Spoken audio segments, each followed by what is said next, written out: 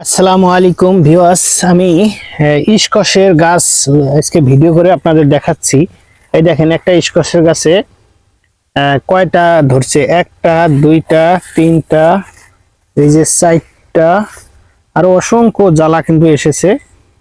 তো সর্বনিম্ন যদি একটা ইসকসের গাছ এই জায়গাটা 1 ফিট জায়গা ঘিরে রাখছে, কারণ আমার এই যে মাঠটা দেখেন, ইসকসের এখানে আমরা ফসল করেছি।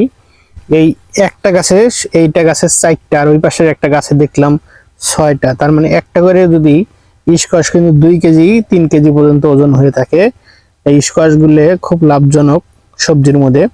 তো একটা করে গাছে 4টা আছে, তাহলে 30 টাকা করে হলেও 120 টাকা এই 1 ফিট জায়গার মধ্যে কিন্তু ফলানো সম্ভব।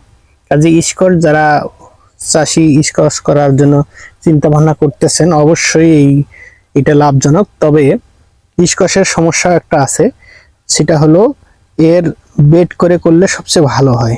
ধন্যবাদ, সবাই একটু শেয়ার করে দিবেন। এই সবজি যারা ভালোবাসেন, সবজিকে সবুজ শ্যামল প্রকৃতিকে ভালোবাসেন, অবশ্যই শেয়ার করে দিন। ধন্যবাদ।